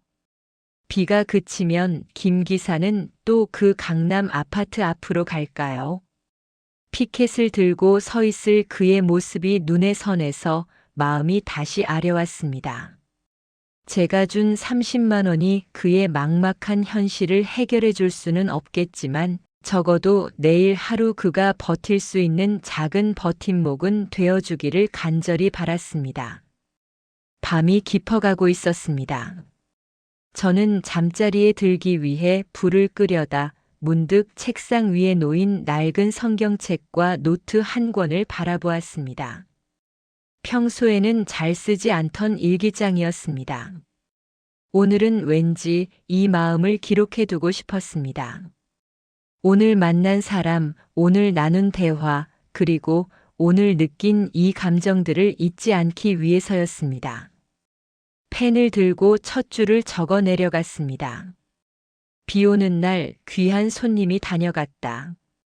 일기장 위에 펜을 올려놓고 저는 한참을 앉아 있었습니다. 그 한 문장 밑으로 더 이상 어떤 말도 이었을 수가 없었습니다. 글자 몇 개로 정리하기에는 오늘 하루 제 가슴 속에서 일어난 파도가 너무나 거대했기 때문입니다. 창밖을 두드리던 빗소리는 이제 완전히 잦아들어 처마 끝에서 떨어지는 낙수물. 소리만이 간헐적으로 똑똑 울리고 있었습니다. 마치 격정적인 연주가 끝난 뒤의 여운처럼 밤 공기는 차분하게 가라앉아 있었습니다. 저는 스탠드 불을 끄고 자리에 누웠습니다. 평소 같으면 빗소리에 뒤척이고 천장이 무너질까 걱정하느라 뜬 눈으로 밤을 지새웠겠지만 오늘 밤은 달랐습니다. 이불을 머리끝까지 끌어올리자 섬유유연제 향기 속에서 은은한 된장찌개 냄새가 섞여 나는 것 같았습니다. 그 구수한 냄새가 마음을 편안하게 어루만져 주었습니다. 눈을 감으니 김 기사의 얼굴이 떠올랐습니다. 빗물에 젖은 채 허겁지겁 밥을 먹던 모습, 아이처럼 엉엉 울던 모습, 그리고 마지막에 견인차를 타고 가면서 환하게 웃던 그 미소까지. 그 잔상들이 파노라마처럼 스쳐 지나갔습니다. 부디 그 돈이 그 사람에게 독이 되지 않고 약이 되어야 할 텐데. 혹시나 자존심 상해하지는 않았을까. 걱정이 꼬리에 꼬리를 물었지만 이상하게도 잠은 쏟아졌습니다. 누군가를 위해 마음을 쓰고 따뜻한 밥을 먹였다는 그 충만감이 오랫동안 저를 괴롭히던 불면증마저 쫓아낸 모양이었습니다. 저는 그날 밤 남편이 떠난 이후 처음으로 꿈 한 번 꾸지 않고 아주 깊고 달콤한 잠에 빠져들었습니다. 다음 날 아침 눈을 떴을 때 세상은 언제 그랬냐는 듯 맑게 개어 있었습니다. 커튼 사이로 쏟아지는 햇살이 눈부시게 거실을 비추고 있었습니다. 저는 일어나자마자 습관처럼 천장부터 확인했습니다. 어제까지만 해도 물방울을 뚝뚝 흘리던 그 흉측한 얼룩은 이제 바짝 말라가고 있었습니다.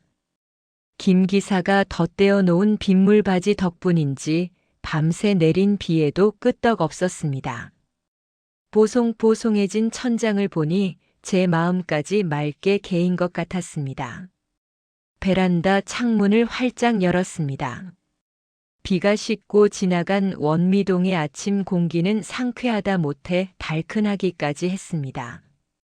앞집 옥상의 빨래 건조대, 골목길의 전봇대, 젖은 아스팔트 바닥이 햇빛을 받아 반짝거리고 있었습니다. 어제 그토록 칙칙하고 우울해 보였던 풍경이 오늘은 생동감 넘치는 그림처럼 다가왔습니다. 똑같은 세상인데 제 마음가짐 하나 바뀌었다고 이렇게 달라 보일 수 있는 건지. 새삼 사람 마음이라는 게 참 간사하면서도 신비롭다는 생각이 들었습니다. 청소기를 돌리고 걸레질을 하면서도 콧노래가 나왔습니다. 싱크대 문을 열 때마다 착하고 부드럽게 닫히는 소리가 들릴 때마다 김 기사의 안부가 궁금해졌습니다. 오늘은 날이 개었으니 일하러 나갔겠지? 강남 아파트 앞에는 안 갔겠지? 그런 생각을 하며 빨래를 개고 있을 때였습니다. 식탁 위에 올려둔 휴대전화가 짧게 진동했습니다. 이 시간에 누구지? 보나 마나 스팸 문자나 택배 알림이겠거니 생각하며 무심코 전화기를 집어들었습니다. 액정 화면에 뜬 발신자 이름을 보는 순간 제 손이 멈칫했습니다. 성실 설비 김 기사 어제 번호를 저장해둔 기억이 없는데 아마도 그가 제 번호를 저장하고 문자를 보낸 모양이었습니다. 저는 떨리는 손가락으로 문자 메시지 함을 열었습니다. 장문의 메시지와 함께 사진 한 장이 도착해 있었습니다. 사진을 먼저 눌러보았습니다. 작은 화면 속에 가득 찬 것은 어느 허름한 치킨집 테이블이었습니다. 양념 반, 후라이드 반, 그리고 콜라 한 병. 그 소박한 음식 앞에 초등학생쯤 되어 보이는 사내아이 둘이 V자를 그리며 해맑게 웃고 있었습니다. 입가에 양념을 잔뜩 묻힌 채 세상에서 제일 행복한 표정을 짓고 있는 아이들의 모습. 그리고 그 옆 귀퉁이에 김 기사의 투박한 손이 살짝 찍혀 있었습니다. 사진을 보는 순간 저도 모르게 입꼬리가 올라가고 눈시울이 뜨거워졌습니다. 그가 제 말을 들어주었구나. 허투루 쓰지 않고 정말로 아이들에게 맛있는 걸 사줬구나. 사진을 한참이나 들여다보다가 아래에 적힌 글을 읽어내려갔습니다. 어머니 김 기사입니다. 어제는 정말 감사했습니다. 경황이 없어서 제대로 인사도 못 드리고 나온 것 같아 마음에 걸렸습니다. 주신 돈으로 어제 퇴근길에 아이들과 정말 오랜만에 치킨 파티를 했습니다. 애들이 아빠 최고라면서 얼마나 좋아하던지. 그 모습을 보는데 어머니 생각이 나서 목이 메었습니다. 사실 어제 그 아파트 앞에서 죽고 싶다는 생각만 했었습니다. 세상 천지에 나 혼자인 것 같고 아무도 내 이야기를 들어주지 않는 것 같아서 다 포기하고 싶었습니다. 그런데 어머니가 차려주신 된장찌개를 먹으면서 생각했습니다. 아직 세상은 살만하구나. 나를 믿어주는 사람이 있구나. 어머니 말씀대로 저 5천만 원대인 불쌍한 놈 안 하렵니다. 그 돈 없어도 내 기술 있고 내 가족 있고 저를 응원해주는 어머니 같은 분이 계시니까요. 다시 힘내서 살아보겠습니다. 빚에는 지붕도 고치고 제 무너진 마음도 고쳐주셔서 감사합니다. 꼭 다시 찾아뵙겠습니다. 건강하십시오. 메시지를 읽는 내내 눈물이 주룩주룩 흘러내려 휴대전화 액정을 적셨습니다. 슬퍼서 나는 눈물이 아니었습니다. 너무나 고맙고 기특하고 다행스러워서 나는 기쁨의 눈물이었습니다. 문자 하나하나에 꾹꾹 눌러 담은 그의 진심이 제 가슴을 뜨겁게 달구었습니다. 그는 제가 베푼 작은 호의를 생명을 살리는 동아줄로 받아들여 주었습니다. 5만 원짜리 몇 장이 누군가에게는 그저 밥 한 끼 값이지만 누군가에게는 다시 일어설 용기가 될 수 있다는 것을 저는 그를 통해 배웠습니다. 저는 눈물을 쓱 닦아내고 답장을 쓰기 위해 자판을 두드렸습니다. 노안 때문에 글씨가 잘 보이지 않아 돋보기를 고쳐 쓰고 독수리 타법으로 한 글자 한 글자 정성스럽게 찍었습니다. 김 기사 양반. 고맙긴 뭐가 고마워. 내가 더 고맙지. 애들이 참 예쁘네. 아빠 닮아서 아주 씩씩하게 생겼어. 다음엔 우리 집에 데리고 와요. 할미가 된장찌개 말고 갈비찜 해줄 테니까. 그리고 강남 그 사람 미워하지 마. 미움 품고 살면 내 속만 썩어. 그냥 액땜했다 치고 훌훌 털어버려요. 당신은 기술자잖아. 세상에서 제일 정직한 손을 가진 기술자. 힘내요. 내가 기도할게. 전송 버튼을 누르자 편지 봉투 모양이 날아가는 애니메이션이 떴습니다. 그 그림이 사라지고 전송 완료라는 글자가 뜰 때까지 저는 화면에서 눈을 떼지 못했습니다. 제 마음이 전파를 타고 저 멀리 어딘가에서 땀 흘리고 있을 그에게 온전히 닿기를 바랐습니다. 그날 오후 저는 시장에 다녀왔습니다. 평소라면 1,000원짜리 콩나물 한 봉지를 살 때도 벌벌 떨었겠지만 오늘은 과일 가게에 들러 제일 크고 싱싱한 수박 한 통을 샀습니다. 그리고 정육점에 들러 삼겹살도 한 근 끊었습니다. 저녁에 혼자 먹을 밥상이지만 초라하게 먹고 싶지 않았습니다. 나를 대접하고 내 삶을 사랑해야 남에게도 베풀 수 있는 여유가 생긴다는 것을 깨달았기 때문입니다. 집으로 돌아오는 길, 빌라 입구 언덕길을 오르는데 하늘을 보니 무지개가 떠 있었습니다. 비 온 뒤에 땅이 굳는다는 옛말처럼 며칠간의 폭우가 휩쓸고 간 하늘은 더욱 청명하고 단단해 보였습니다. 저는 무거운 수박을 낑낑대며 들고 가면서도 하늘을 향해 빙긋 웃어 보였습니다. 하늘에 계신 남편에게 말을 걸었습니다. 영감 봤소? 나 오늘 수박 샀어. 혼자서도 잘 살고 있다고. 그리고 나 아들도 하나 생겼어. 듬직한 기술자 아들. 당신 질투하지 마. 바람이 불어와 제 땀을 식혀주었습니다. 그 바람 속에서 세상 사람들의 냄새가 났습니다.